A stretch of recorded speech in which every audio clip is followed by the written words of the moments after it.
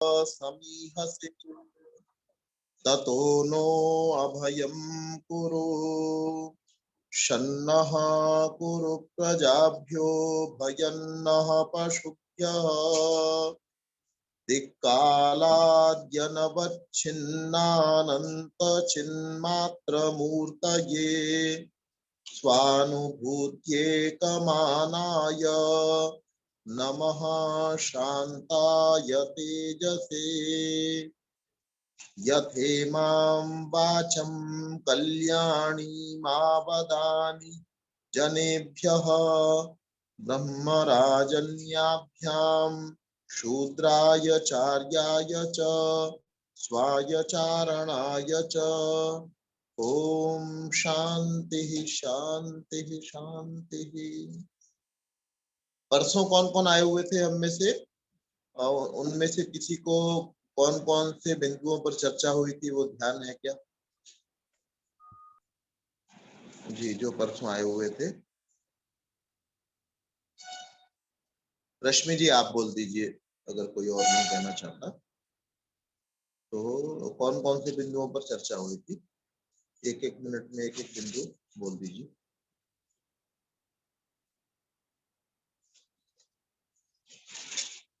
ओम आचार्य श्री, मैं सुन नहीं पाई, आपने कुछ कहा? हाँ, मैंने कहा जो बिंदुओं पर चर्चा हुई थी ना परसों, उनको दोबारा से रख दीजिए एक बार, एक एक मिनट में, अगर आपके पास सामने लिखे हुए हैं तो। जी आचार्य श्री, मैं देख रही हूँ। हाँ, पेज थोड़ा पीछे कहीं चला गया।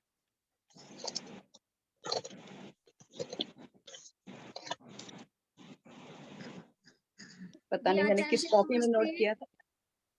आचार्य नमस्ते। जी रीटा जी कुछ कहना चाह रहे हैं? जी मैं बोलूं परसों के पॉइंट्स को? हाँ अवश्य अवश्य बोलिएगा जी। विवाह के बाद प्रसन्न क्यों नहीं होते?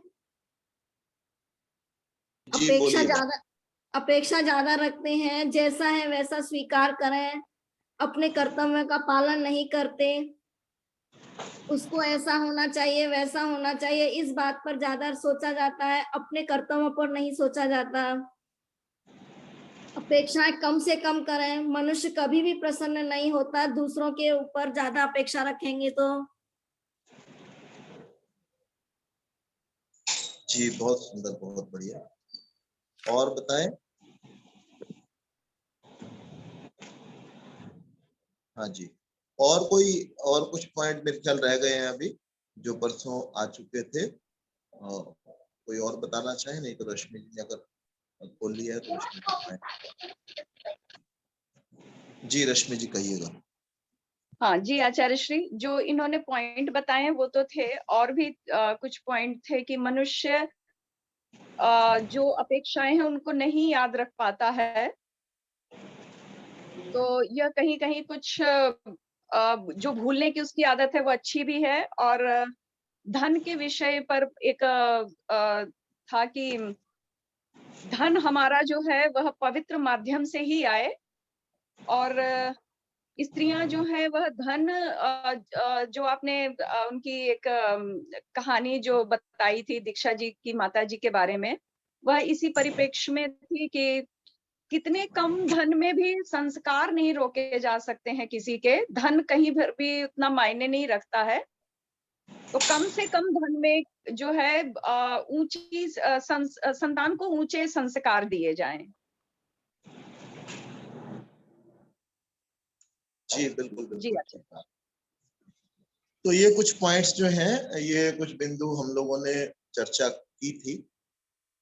इसके अलावा मैंने एक बात और रखी थी कि एक बच्चा जो बीमार नहीं है, बच्चा मतलब 4 साल का बच्चा, 2 साल का बच्चा, 6 साल का बच्चा, इतना ही, 2, 4, 5 साल का बच्चा जो बीमार नहीं है, और साथ में ये बात मैं पहले रख चुका हूँ पिछले परसों, और उसके साथ मैंने कुछ और जोड़ा था, अगर किसी को ध्यान आ गया तो आप में से भी बोल सकते हैं।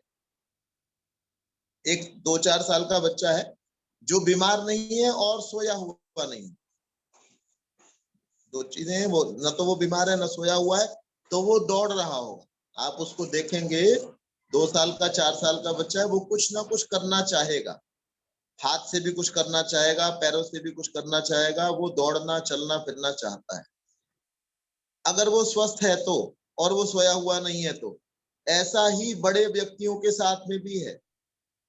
अगर एक व्यक्ति, हम ये कहते हैं जी मेरे पति हैं जी कुछ नहीं करते जी, मेरी पत्नी है जी कुछ काम ही नहीं करती, सारा दिन में कुछ करती ही नहीं है, तो अब इसका मतलब ये है, अगर वो सोई हुई नहीं है ना, मेरी पत्नी अगर सोई हुई नहीं है और बीमार नहीं है तो उसको एक्टिव होना चाहिए।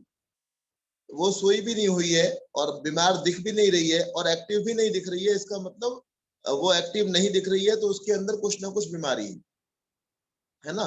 तो अगर कोई व्यक्ति हमको वास्तव में ऐसा लगता है जो दिन में 8 घंटे भी परिश्रम नहीं करता है, 8-10 घंटे भी परिश्रम नहीं करता, चाहे किसी भी तरीके का परिश्रम न करता हो, तो बजाय इसके उसको ताना देने के तुम करते कुछ नहीं हो। हमारे यहाँ बहुत बार ऐसा होता है, अगर कोई कुछ नहीं कर रहा होता या कम कर रहा होता है तो उसको बाकी सारे लोग बहुत कुछ कहने लग जाते हैं। तो उसको कहने सुनने की आवश्यकता नहीं है, उसको डॉक्टर को दिखाने की आवश्यकता है, मनोचिकित्सक को दिखाने की आवश्यकता है। बहुत निकम्मा रहना, बहुत कुछ न करना, कुछ भी न करना, ये भी मनोरोग का लक्षण है, और बहुत ज्यादा एक्टिव होना भी मनोरोग का लक्षण है। स्वस्थ मस्तिष्क वाला जो व्यक्ति है, स्वस्थ मन वाला जो व्यक्ति है, न तो वो बहुत ज्यादा एक्टिव होगा और बहुत ज्यादा अनावश्यक चलता फिरता जा रहा है, बिना मतलब चलता जा रहा है, दौड़ता जा रहा है, और न ही वो व्यक्ति जो है बहुत निकम्मा होगा या आलसी होगा। आलसी होना, आलसी नहीं होना चाहिए, लेकिन आलसी होना ये हो सकता है कि वो मनोरोग का लक्षण है। तो मनोरोगी को, जैसे जब किसी को बुखार होता है तो हम उसको बातें नहीं सुनाते, उसको दवाई ला करके खिलाते। अगर किसी को बुखार हो गया या उसको कोई और रोग हो गया तो उसको उस रोग की दवाई दी जाती है, उसको सुनाया नहीं जाता कि तेरे को बुखार क्यों हो गया, तेरे को ये कैसे हो गया। इसी प्रकार से जो व्यक्ति आलसी हो रहा है, इसका मतलब वो कहीं ना कहीं मनोरोगी है। ये संभावना है इस बात की कि जो बहुत कम काम कर रहा है कि वो मनोरोग, किसी मनोरोग से ग्रस्त है। तो उस व्यक्ति को बजाय बातें सुनाने के, बहुत सारी चीजें उसको कहने के, प्रयास क्या होना चाहिए कि उसको किसी मनोरोगी के, मनोचिकित्सक के पास में ले जाया जाए और उसको बताया जाए कि इनके ये लक्षण है, कहीं इनको कोई मनोरोग तो नहीं है। ये हमारे परिवारों में ऐसा भी घटित होता है कई बार, तो इस चीज का भी हमको ध्यान करना है। दूसरा, कई बार मैं इस बात को कहा करता हूँ कि हमारे परिवारों के अंदर जो आपसी जो वैर विरोध है वो हमारी अलग अलग धार्मिक भावनाओं के कारण भी होता है। मेरी धार्मिक कट्टरता कहीं और अगर बन जाती है और दूसरे की धार्मिक कट्टरता कहीं और बन जाती है, मैं मेरी पत्नी जो है उनकी धार्मिक भावनाएं कहीं और जुड़ी हुई हैं और मेरी धार्मिक भावनाएं कहीं और जुड़ी हुई हैं, तो इस कारण भी कभी आपस में कलह की स्थिति बनती है, आपस में वैर विरोध की स्थिति बनती है। तो अगर प्रेम होगा तो ये स्थितियां नहीं आएंगी। तो पहले हमको ये ध्यान करना चाहिए कि पहले मेरे लिए मेरी पत्नी आए और पहले मेरी पत्नी के लिए मैं आऊं। ये मुझे ध्यान करना चाहिए, हर एक को ये ध्यान करना चाहिए। बाहर की चीजों के कारण से मेरे घर में विवाद नहीं होना चाहिए। तो वहां और परस्पर जो है एक स्थान पर, मैं आर्य समाज के अंदर ही बोल रहा था, तो एक पति पत्नी बैठे हुए, पानीपत की ही बात है। तो बड़ा जो पति का जो परिवार था, उनका जो घर था वो उन्हीं का माना जाता है, पति का या उनके पिताजी का, ससुर जो थे लड़की के। तो वो महिला भी 50 वर्ष की हो गई थी। तो वो जो है वो वैष्णो माता को मानने वाली महिला, जैसा मुझे बाद में पता चला। और ये जो उनके पति थे वो आर्य समाज को मानने वाले थे, तो वो वैष्णो माता की पूजा करने वाले और इस तरीके के नवग्रह इत्यादि जो भी कुछ होता है उनको मानने वाले इतने नहीं थे। तो बाद में उन्होंने, सारी बात होने के बाद पत्नी ने ये कहा भाई मैं इनको, इनका ध्यान रखते हुए, इनकी भावनाओं का सम्मान करते हुए जब मैं आर्य समाज में आ जाती हूँ, हवन कर लेती हूँ, संध्या कर लेती हूँ, तो इनको भी क्या मेरी भावनाओं का सम्मान करते हुए वैष्णो माता के चरणों में नहीं झुकना चाहिए? तो अब हम थोड़ा सा इस पर विचार करें। ये जो धार्मिक भावनाएं हैं, ये हम में से बहुत सारे लोग, कृपया बाकी सबको अन्य सभी रेखा जी और म्यूट कर दें। हाँ, तो जो ये धार्मिक भावनाएं हैं, ऐसी अवस्था में करें क्या, है ना। ऐसा होता है कि मेरा मेरा जो संबंध है वो, मैं राधा स्वामी में जाने वाला हूँ, मेरी पत्नी कहती है नहीं मुझे तो आर्य समाज में जाना है। ऐसा परिवारों के अंदर देखने में आता है। कभी कभी तो दोनों में से एक जो है वो धर्म के मामले में बहुत ढीला होता है, तब तो वो दूसरा व्यक्ति जो धार्मिक ज्यादा है वो उसको अपने साथ में खींच लेता है, वो अपने साथ ले जाता है, तो कहीं नहीं जा रहे हो चलो मेरे साथ चलो। लेकिन कभी कभी ऐसा होता है दोनों की भावनाएं जो है अलग अलग जगह पर जुड़ी हुई है। तो ऐसी स्थिति में हमको क्या करना चाहिए, प्रेम पूर्वक बैठ करके जो सत्य हो उसके साथ में जुड़ जाना चाहिए। एकता हमेशा सत्य पर हो सकती है। हम ये नहीं कह सकते कि भाई जो है ना चलो वो कुछ तुम्हारी भावनाओं के कारण मैं मान लूं, कुछ तुम मेरा मान लो। वो और चीजों में चल सकता है ना, वो और चीजों में चल सकता है, लेकिन वो ये धर्म के मामले में ऐसा नहीं चल सकता। वहां प्रेम पूर्वक बैठ करके जो सत्य हो ये विचार करते हुए, भाई हम एक दूसरे की बात को जो काट तो रहे हैं, लेकिन ये जो बात को काटना है हम किसी धार्मिक मंतव्य को काट रहे हैं, उसको अपनी ईगो पर ना लेकर के। हम लोग क्या करते हैं, मैंने कोई भी बात कह दी है ना, और दूसरे सामने वाले ने उसका विरोध कर लिया, तो मैं ये समझता हूँ कि मेरी बात का विरोध किया जा रहा है। अपितु हम ये सोचे कि हम धर्म के संबंध में सही निर्णय करने के लिए जा रहे हैं। तो परस्पर प्रेम पूर्वक मधुर आलापों से विचार करते हुए, बातचीत करते हुए, हमको जो सत्य पक्ष हो उसकी तरफ, उस धर्म की मान्यता की ओर सबको चले जाना चाहिए। एक जैसी मान्यता, ऋषि दयानंद ने इस बात को कहा है कि जब सबकी मान्यताएं एक जैसी होंगी, सबका धर्म एक होगा, तब सब जाकर के तब दुनिया में आनंद हो सकता है। जब तक सबकी मान्यताएं अलग अलग रहेंगी, सब अलग अलग सोचेंगे, तब जो है हम लोग जो है आनंदित जो है वो, तब तक हम लोग आनंदित नहीं हो। तो हमको इस बात को ध्यान करना है कि हम कहीं भी धर्म में जा रहे हैं, किसी धार्मिक मंतव्य को या संप्रदाय को मान रहे हैं, तो उसके कारण पहली बात तो हमारे घर के ऊपर उसका असर नहीं आए। एक महिलाओं का एक संप्रदाय है, मैं नाम उसका नहीं ले रहा, शायद पहले भी कभी मैंने चर्चा की है। वो लोग क्या करते हैं, वो कहते हैं कि पति पत्नी को भी आपस में भाई बहन के समान रहना चाहिए। भाई एक पुरुष के लिए बाकी सारी दुनिया की महिलाएं तो बहन है ही, या माँ के समान है ही, या पुत्री के समान है ही, लेकिन एक उसकी पत्नी है, उसको आप कहो जी आप इसको भी बहन मानो। या एक एक जो महिला है उसके लिए बाकी दुनिया भर के लोग जो है वो भाई के समान ही है, या पुत्र के समान ही है, या पिता के समान ही है। लेकिन आप उसको कहो जी तुमने अपने पति को भी जो है ना वो भाई के समान मानना है। तो ऐसा कुछ धार्मिक मान्यताओं वाले, जिनको सांप्रदायिक मान्यताओं वाले भी ऐसा कहते हैं, तो ऐसी मान्यताओं को हमको अपने घर के अंदर नहीं आने देना चाहिए। तो ये भी कुछ कारण होते हैं जिसके कारण से क्या होता है, हम लोगों के घरों के अंदर समस्याएं जो है वो आती हैं। एक यत्र नार्यस्तु पूज्यन्ते हमने सुना हुआ है ना, एक श्लोक है मनुस्मृति का, पहले भी मैंने किसी दिन चर्चा की थी इसकी शायद। तो यत्र नार्यस्तु पूज्यन्ते रमन्ते तत्र देवता, कि जहां पर नारियों का सम्मान होता है वहां देवता जो है वो रमण करते हैं, अर्थात जो बच्चों का जन्म होता है वहां वो दिव्य गुण कर्म स्वभाव वाले होते हैं। तो यत्र नार्यस्तु पूज्यन्ते रमन्ते तत्र देवता।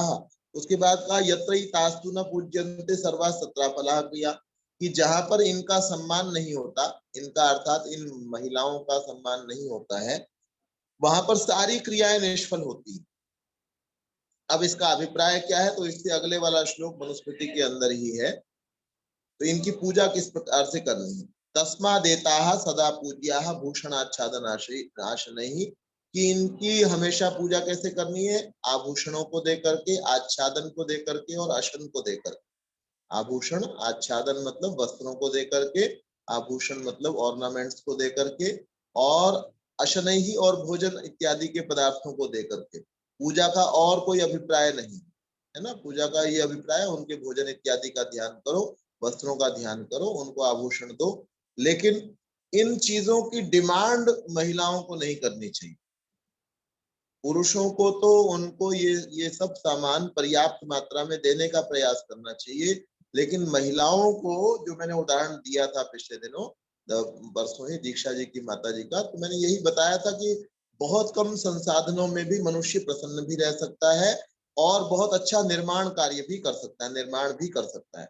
पिछले दिनों सऊदी अरब के कोई प्रिंस हैं, शायद राजकुमार हैं, मुझे नाम उनका ध्यान नहीं, तो उनकी एक स्टेटमेंट आई हुई थी उसमें उन्होंने क्या दिया कि भाई मेरे जो दादाजी थे वो ऊंट पर चला करते, फिर वहां पर जो है, लेकिन उन्होंने ऊंट पर चलते हुए बहुत परिश्रम किया तो मेरे पिताजी कुछ और संपन्न हो गए। उसके बाद में वो कहते हैं कि मैं अब हवाई जहाज ऑन करता हूँ, मतलब मेरे पास हवाई जहाज भी अपने हैं, सब कुछ अपना है। और क्योंकि वहां पर तेल के कुएं निकल आए और लोगों ने बड़ा परिश्रम किया, लेकिन उसके बाद वो कहते हैं कि अब मेरा जो लाइफ स्टाइल है उसके अंदर मैंने बहुत भोग विलास को जोड़ लिया है। वो लेकिन वो विचारक भी है, उसके साथ साथ विचार भी कर रहा है। तो क्या विचार करके और आगे क्या कहते हैं कि मेरे पुत्र जो हैं इनके पास ये हवाई जहाज नहीं होंगे, ये सामान्य गाड़ियों पर आएंगे। और मैं ये कल्पना करता हूँ, मुझे ऐसा लगता है कि मेरे जो पोते हैं उनके पास वो दोबारा से ऊंटों पर चले।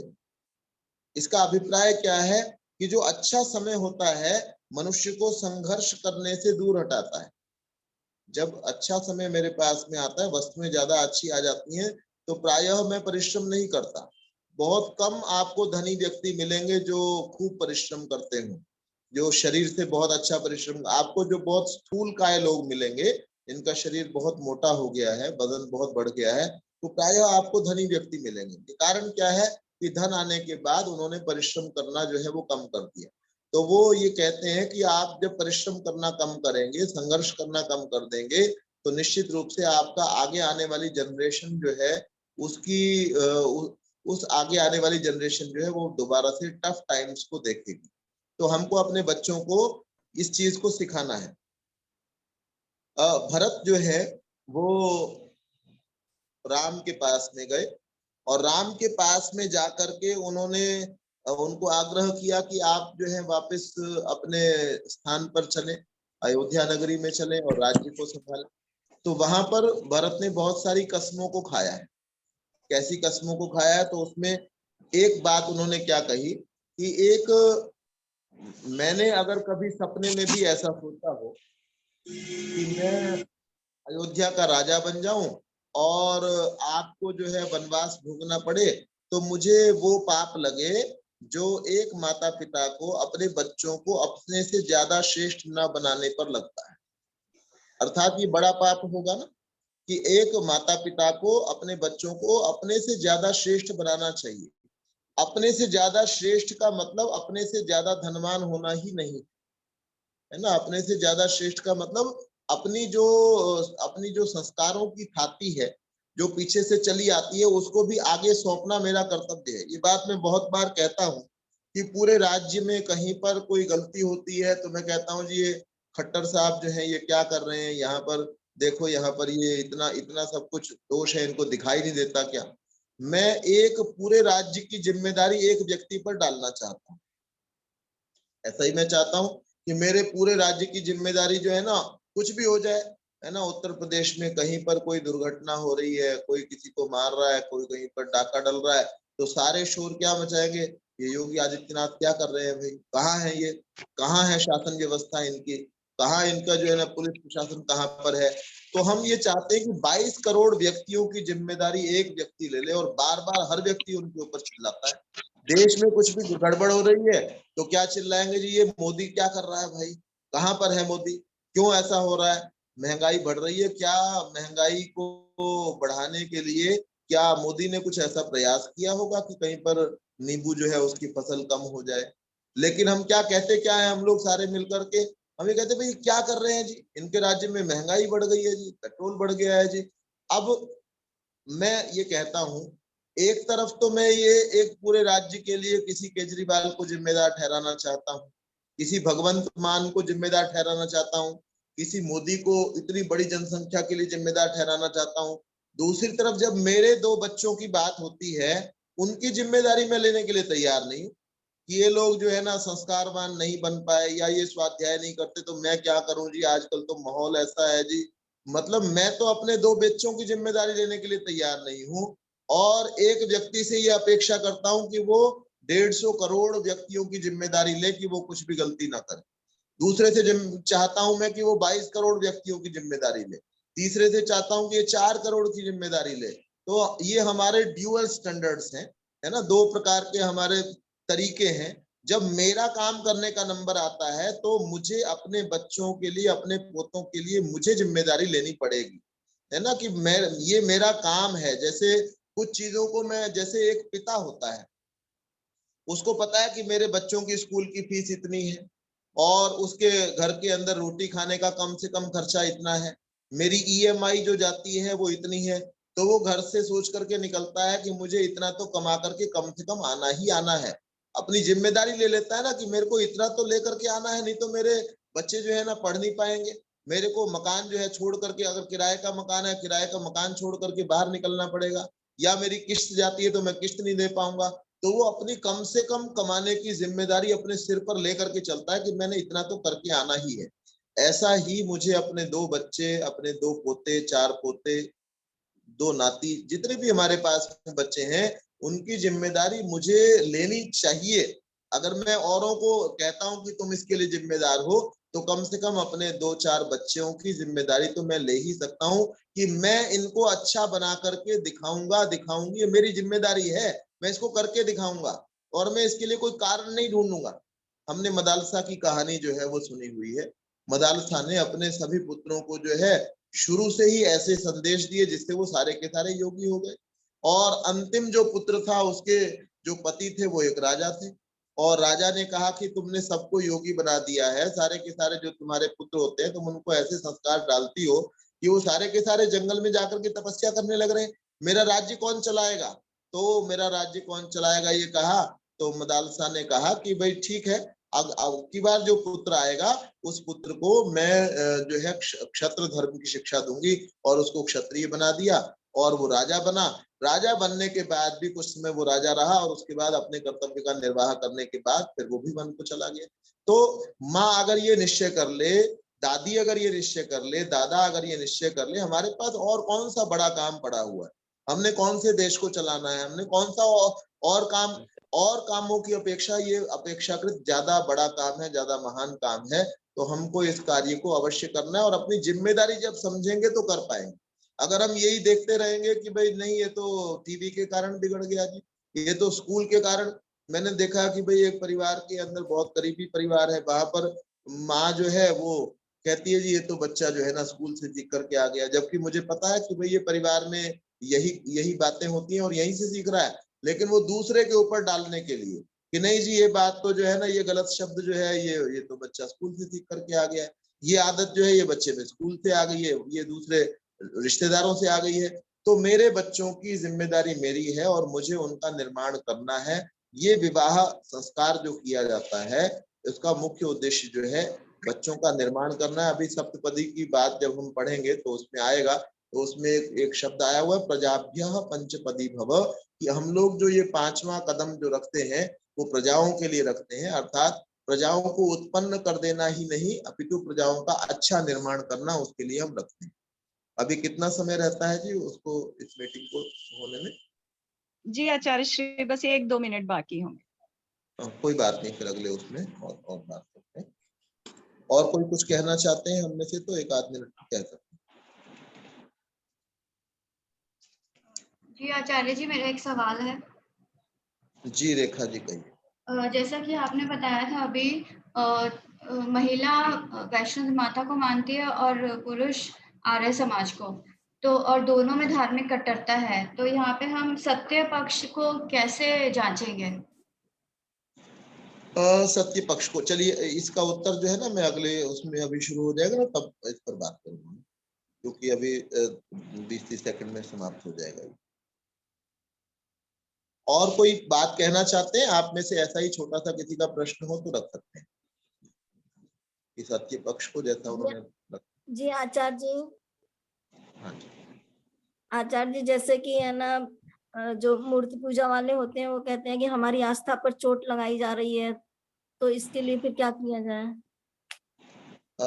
अब कर लेते हैं, इस पर बात कर लेंगे, कोई बात नहीं। मूर्ति पूजा आज का विषय नहीं है, मैं तो खाली पति पत्नी के एक विषय को लेकर के वो बात रखी थी, फिर भी कोई बात नहीं, आई है तो अच्छा विषय है, इस पर बातचीत हो सकती है जी। और कोई कुछ कहना चाहे कह सकते हैं। जल्दी से सभी ज्वाइन कर लेंगे तो 10-15-20 मिनट जिससे और उसमें भी हम लोग बात कर पाएंगे। और कोई कुछ कहना चाहे इतनी देर में तो कह सकते हैं।